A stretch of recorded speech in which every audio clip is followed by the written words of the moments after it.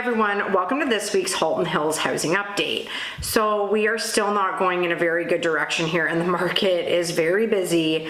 So looking at last week's numbers, Georgetown had 16 sales, which is not like the highest number we've seen, but we're getting into that territory of there's not enough listings to buy, which is actually why our weekly sales numbers are lower. If we had a ton of inventory based on demand, we'd be seeing 20 plus sales every week, like for sure. But like right now, there's just not a lot to buy. So 16 sales is higher than normal, but I also think it would be higher if we had inventory.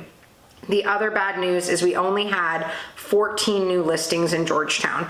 So not keeping up with our sales as well. We had quite a few properties come off the market, so that's not helping our inventory either. So overall, definitely still in sort of a backwards from where we thought we were going market. I would say we're getting close to an inventory crisis here, especially in Georgetown. So Acton this week weirdly had no sales. That's the second week in a row where we didn't have any sales in Acton. That really surprises me. Normally when Georgetown is starting to feel an inventory pinch, people start looking out in Acton, and there is a lot of properties available under $1 million in Acton. So I'm surprised to not be seeing more transactions there. So we're gonna be watching sort of what happens in Acton really closely. But there was 3 new listings, so that means inventory in Acton is continuing to climb. Glen Williams had no sales and no new listings. Limehouse had 1 sale and no new listings. And the rural market had no sales but 1 new listing.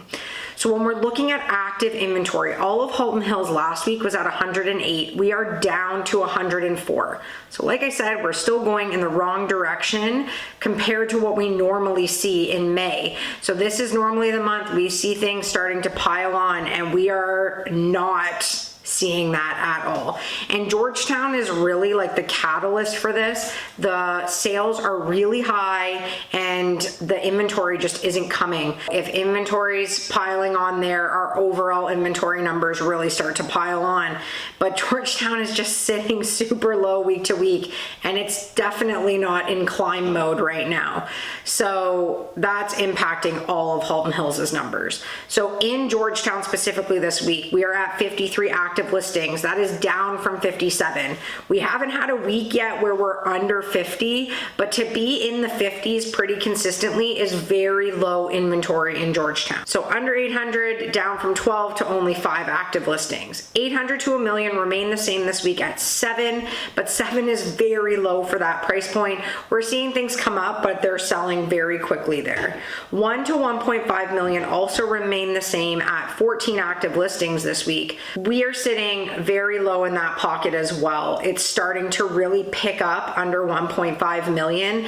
And so to not see inventory climbing right now is, I mean, it's not surprising when you're looking at the numbers, but it's still surprising me that we're not seeing more stuff coming on the market and, you know, the market's softening a bit. There's just so much buyer demand and just not enough houses coming on. Now looking at 1.5 million plus, we are up from 24 to 27 active listings. So that is the one price point that is starting to see inventory climbing. Again, it has been a very quiet price point in terms of sales. So no surprise to see it rising a bit.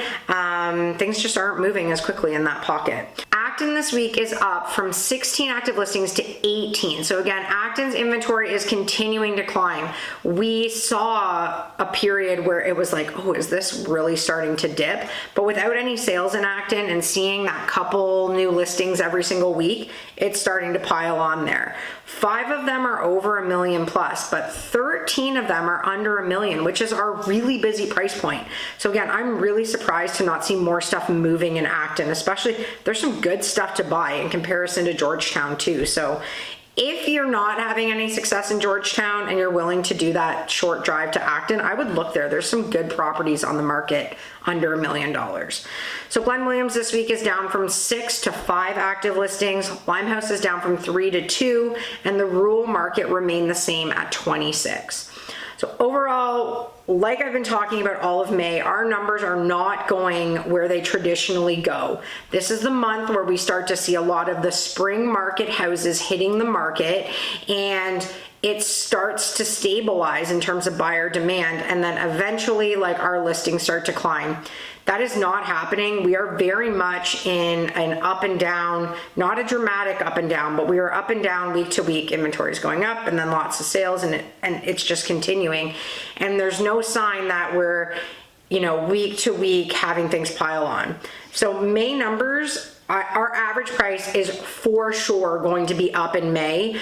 There are properties that are selling similar to like where they were selling last year.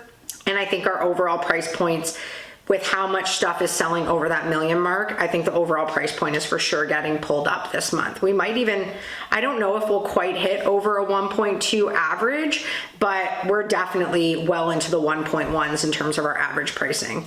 Will it hit 1.2? I don't know, but it could. So I will be back next Tuesday. Have a great week, everyone.